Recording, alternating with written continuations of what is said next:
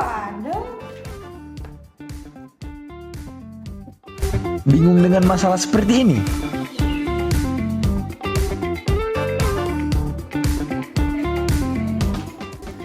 Aduh, mana ya bukunya? Perasaan udah dibalikin. Aduh, kok nggak ada ya? Banyak banget sih. Pusing nih, gimana manajemennya? Lalu, masalah seperti ini? Semua berantakan.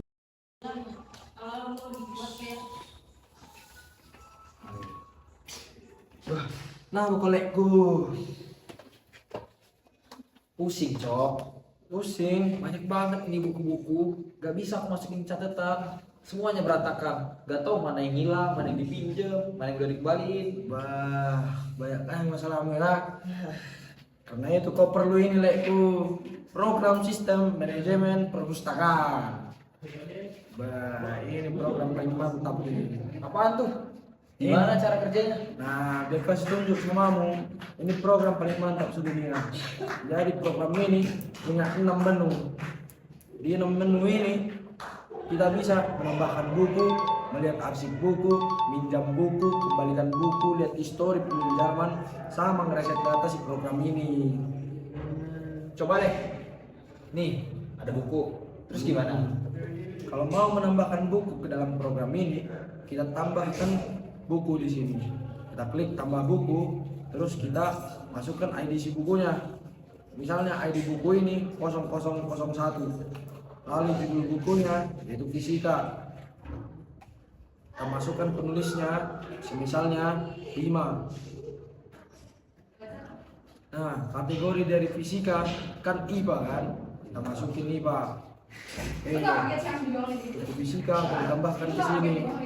Berarti dia nanti bakal masuk ke arsip IPA. Kita lihat buku di arsip IPA. Nah, masuk dia ke arsip buku IPA. Begitu le. Oh, gitu. Yoi.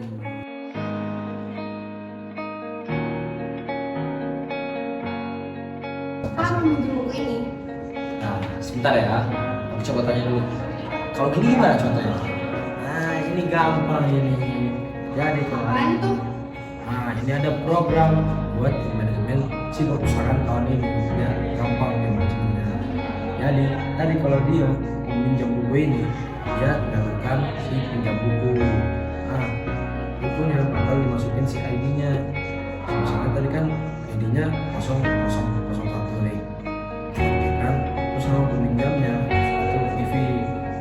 Nah, itu si misalnya itu hasil dipinjam sama si IV. Nah, si peminjaman ini akan dicatat di historinya. Nah, si ID 0001 judulnya fisika dan peminjamnya. Jadi kau nggak bakal pusing buku apa yang dipinjam dan siapa peminjamnya. Nah, itu. Dan misalnya kalau si IV-nya mau membalikan buku, tekan si menu kembalikan buku, memasukkan ID si buku yang tadi dipinjam 0001. Nah, buku fisika bakal dikembalikan ke arsip bukunya nih, kategori IPA. Nah, dia bakal masuk ke kategorinya lagi, ke arsip bukunya lagi, begitu. Oh, ngerti-ngerti. Keren nih. Yoi. Misalnya nih, ada buku yang hilang, terus mau masukin buku. Datanya bisa dimulai dari awal nggak? Biar nggak pusing. Bisa dong, kita tinggal tekan menu reset data. Nah, datanya bakal berhasil direset dan semua buku di sini bakal hilang. Nih, misalnya kita mau lihat arsip bukunya, ini kan IPA nih. Nah, dia bakal hilang si buku fisika tadi. Gitu. Video tadi adalah video promosi dari program yang telah kami selesaikan. Nah, untuk menjelaskan lebih lanjut, program yang telah kami selesaikan, kami terlebih dahulu menjelaskan si flowchart atau alur berpikir komputasionalnya. Nah, pertama dia akan menginput file yang pernah dimasukkan ke dalam JSON. Nah, dia nanti masuk ke dalam sebuah loop, lalu dia akan menampilkan menu dan menampilkan output dan menampilkan sebuah input yaitu pilihan menu. Nah, user diminta untuk memasukkan menu. Apabila dia memilih satu, dia akan masuk ke dalam subprogram menu 1 yaitu tambah buku. Apabila dia memilih memilih menu 2, dia akan masuk ke dalam subprogram 2 yaitu daftar buku. Apabila dia memilih menu 3, dia akan masuk ke dalam subprogram peminjaman buku. Apabila dia memilih menu 4, dia akan masuk ke dalam subprogram peminjaman buku, pengembalian buku. Apabila dia memilih menu 5, dia akan masuk ke subprogram riwayat pinjaman. Nah, apabila dia memilih menu 6, dia akan masuk ke dalam subprogram reset buku. Dan apabila dia memilih 7, menu 7, dia bakal menampilkan 2 output dan dia akan berakhir begitu. Apabila subprogramnya telah selesai, dia nanti bakal mengulang lagi dan menampilkan si menunya. Apabila user memasukkan angka yang bukan bagian dari menu, dia akan menampilkan menu tidak ada dan mengakhiri si programnya. Nah, si subprogram 1 itu dia nanti akan meminta user untuk memasukkan identitas bukunya. Lalu setelah itu memasukkan kategori buku. Nah, si bukunya bakal dimasukkan diarsipkan sesuai dengan si kategorinya. Lalu masukkan ke dalam subprogram 2 yaitu subprogram daftar buku. Dia nanti programnya meminta user untuk memasukkan kategori bukunya. Dia akan menampilkan arsip-arsip buku. Masuk ke subprogram 3, nanti dia adalah subprogram peminjaman buku. Program meminta user untuk memasukkan identitas buku. Apakah bukunya ada? Jika tidak, nanti program akan menampilkan buku tersebut tidak ada dan berakhir. Apabila ada, dia bakal memasukkan identitas peminjam dan buku itu bakal dihapus dari arsipnya dan ditampilkan ke riwayat peminjaman. Setelah itu program akan menampilkan si identitas bukunya berhasil dipinjam oleh siapa gitu. Masuk ke subprogram 4 yaitu subprogram pengembalian buku. Nanti program akan meminta identitas buku yang telah dipinjam. Setelah itu nanti program akan membagi dua suatu pemikirannya. Apabila si bukunya ada di dalam histori peminjaman, dia akan mengembalikan buku tersebut ke arsipnya lalu menampilkan pesan terima kasih. Apabila tidak ada di histori peminjaman, dia bakal nampilin tidak ada dalam peminjaman buku. Nah, dia terus setelah itu dia akan berakhir. Lalu subprogram 5 adalah subprogram untuk menampilkan histori. Nah, di sini dia akan mengimport JSON untuk menampilkan semua riwayat-riwayat peminjaman sebelumnya, bahkan setelah programnya sudah diberhentikan. Lalu subprogram 6 nanti dia akan mengimport OS. Nah, di sini aku akan menjelasin tentang program yang telah kami buat. Jadi pertama itu kita akan mengimport si Tinker, terus dia akan mengimport Magic Box. Nah, ini Tinker sama Magic Box ini dia gunanya untuk membuat desktop baru dari si program ini. Terus JSON sama OS diimport untuk penyimpanan nanti data-data yang dimasukkan ke dalam program. Nah, si OS ini untuk mengcounter si JSON, yaitu menghapus atau mereset awal si data yang sudah dimasukin di program. Nah, di sini ada beberapa sub program. Yang pertama itu ada subprogram simpan buku. Sebelumnya di sini ada indeks daftar buku dan histori peminjaman. Itu indeksnya kosong. Kenapa kosong? Karena nanti si program ini akan digunakan untuk mengisi daftar buku dan histori peminjaman ini. Jadi dia akan bertambah seiring dengan program berjalan. Nah, pertama ada subprogram dev simpan buku. Dia nanti menggunakan si JSON di file yang dimasukkan itu nanti kesimpan ke arsip sesuai kategorinya di buku JSON ini. Terus ada dev muat buku.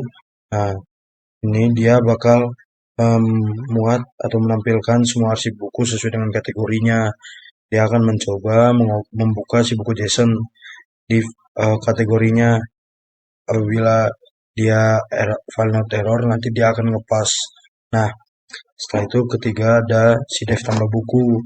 Nanti di dev tambah buku dia akan meminta ID buku, judul, dan kategori. Nah, setelah itu nanti buku akan ditambahkan sesuai dengan kategorinya. dia nanti dimasukkan sesuai dengan kategorinya.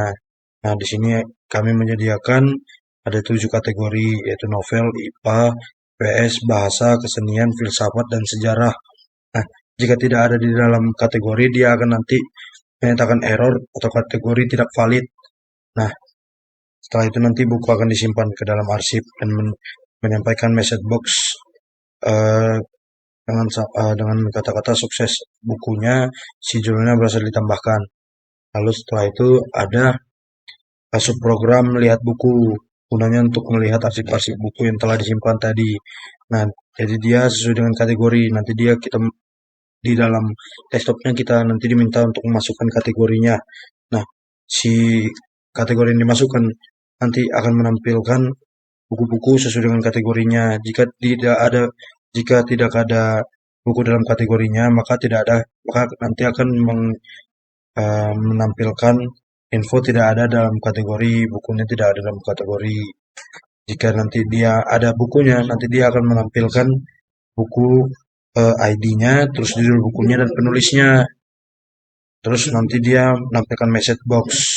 Nah, terus ada subprogram pinjam buku. Nah, subprogram pinjam buku ini nanti dia untuk meminjam buku, nanti meminta ID buku sama nama peminjamnya. Nah, nanti kalau di bukunya dalam daftar, nanti dia minta nama peminjamnya. Setelah itu nanti dia akan menampilkan sukses buku berhasil dipinjam. Nah, setelah itu nanti dia akan masuk ke dalam histori peminjaman dengan ID, judul, penulis, kategori, dan peminjamnya. Setelah itu nanti akan masuk ke dalam historinya. Setelah itu nanti akan menampilkan message box buku tidak ditemukan jika si bukunya tidak ada di dalam arsip. Nah, setelah itu kita masuk ke subprogram kembalikan buku. Nah, subprogram pengembalikan buku gunanya untuk mengembalikan buku. Nanti dia akan meminta ID buku setelah bukunya dipinjam. Nah, jika ID-nya ada di dalam histori peminjaman, maka dia nanti menampilkan si sukses buku berhasil dikembalikan dan masuk ke dalam arsip kembali. Tapi jika bukunya nggak ada, dia akan nanti menampilkan error buku tidak ditemukan dalam histori peminjaman. Setelah itu ada lihat histori. Nah, ini untuk menampilkan histori peminjaman buku. Nah, jika jika tidak ada histori peminjaman, maka akan menampilkan belum ada histori peminjaman. Jika ada, maka nanti dia akan menampilkan history dari peminjaman dengan format ID, judul, dan peminjam. Lalu setelah itu dev hapus file JSON. Nah, ini menggunakan OS. Jadi dia akan menghapus daftar buku dan histori peminjaman. Lalu akan menampilkan sukses data berhasil di reset. Jika tidak ada data yang di reset, itu nanti dia akan menampilkan file tidak ditemukan. Lalu di sini telah tampilan si main menunya.